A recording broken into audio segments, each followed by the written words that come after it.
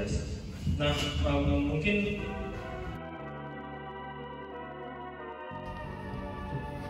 visual atau game.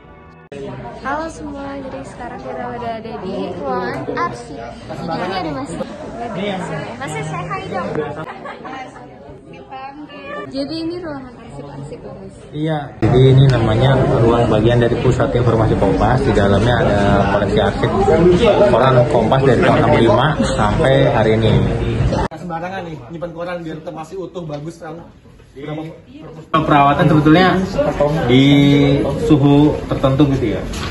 Jadi kita kan kalau di ruangan ini sama di dalam tuh pakai pengukur suhu. Jadi biar ini walaupun emang kertasnya awalnya kayak gini, nanti dia berubah jadi kayak gini gitu. Kalau suhu udah diatur pun kayak gitu, apalagi kalau nggak diatur matilah. Setelah selesai talk show, kita diberi kesempatan mengunjungi isi kantor Kompas. Kita jadi tahu isi di dalam kantor Kompas itu ada apa aja sih. Di sini juga kita diberi kesempatan masuk rapat redaksi Kompas. Halo teman-teman jurnal sepatu, saya Riken Indri Wijayanti dan partner saya Salwa Nadia dari ekstrakurikuler jurnalistik 41 Jakarta. Di sini saya sama teman saya ini nggak berdua doang, tapi kita ada narasumber dan siapa kan namanya? Dias dari Harian Kompas. Jadi kita mau nanya beberapa pertanyaan nih Kak, buat wawancara dokumentasi Kak. Yang pertama itu menurut Kakak apa sih yang membedakan Kompas dengan platform lain? Tentunya beda banget ya. Harian Kompas itu kan kita kan basicnya ya koran cetak, kan? Tapi baru aja ulang tahun ke-6 kemarin kita ada Kompas ID. Kompas ID itu adalah ekstensa dari Harian Kompas. Jadi ya mungkin gampangnya digitalnya Harian Kompas lah gitu. Jadi ada cetak, ada juga digital. Nah, kenapa kita bikin digital? Karena kita rasa ya harus diakui lah koran cetak pembacanya makin menurun. Tapi salah satu effort atau usaha dari Kompas adalah menjadi Kompas ID, karena masa depan jurnalistik itu menurut kami adalah digital. Nah, jadi apa yang membedakan dengan media lain, Kompas itu kalau bikin berita itu in-depth news. Jadi kan kalau misal lihat ya, misal nggak usah, ini panjang nggak apa nih? Nggak apa-apa. Jadi kalian mungkin bisa lihat teman kita deh, ada kompas.com itu kan kalau mereka bikin berita itu kan ya hanya sekedar ya udah gitu aja gitu. Tapi kalau di Kompas, Harian Kompas dan Kompas ID, kita membedah itu dengan detail. Nanti mungkin kalian bisa baca dari Kompas.id. Kan kalian itu mading ya? Iya benar. Itu harusnya dapat sebulan Kompas ID, kan bisa lihat tuh apa sih bedanya. Itu bedanya itu ketika orang media lain misal membahas apa ya, kita bahas ya yang nggak sensitif, apa ya, oli palsu deh misal. Oli palsu itu misal di Kompas.com atau di media lain itu ya hanya membahas tentang sedikit aja gitu. Tapi di Kompas kita bedah, kita detailkan seperti tadi dibilang sama Mas Adi dan Kang Maman. Yang satu hanya itu nggak cuma itu, ada 5R juga, ada apalah itu tadi dibikin. Jadi intinya kita tuh lebih deep news, nggak cuma news yang yaudah gitu doang orang baca ya, tapi kita bikin berita orang baca tapi lebih detail lagi gitu. Betul. Oke, kita lanjut ke pertanyaan kedua nih Kak. Betul. Dasar-dasar. Iya.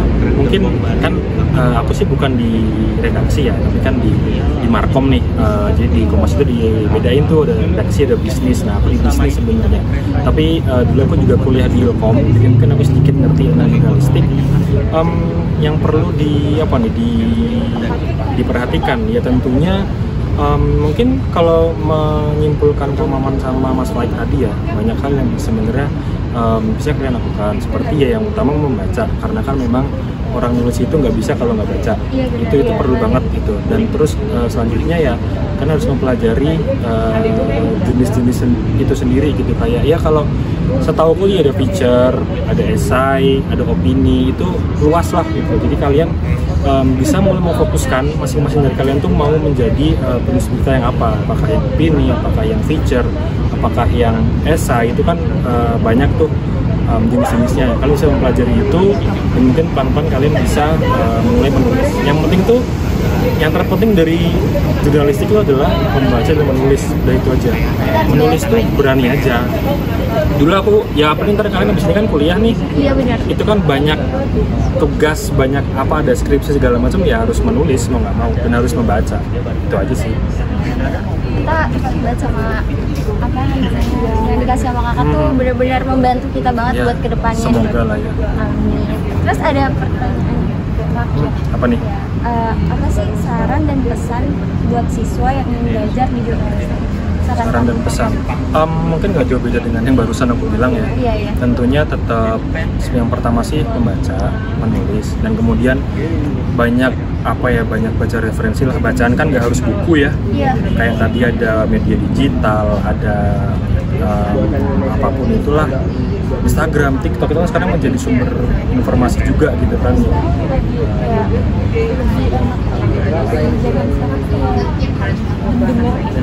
Nah iya, aku baru bilang podcast itu kan juga suatu referensi gitu. Jadi intinya perbanyak wawasan aja, jangan cuman terkungkung dengan itu aja gitu loh. Maksudnya kalian, ya itulah kita di zaman sekarang itu diuntungkan dengan banyaknya platform.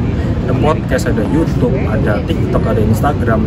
Baca aja semuanya. Spotify itu keren banget loh. Tapi tentunya kalau pesanku juga selaraskan dengan hobi kalian. Misalnya kayak aku nih, hobinya bola. Ya udah dengerin aja podcast, YouTube, berita-berita tentang bola dulu nggak apa-apa.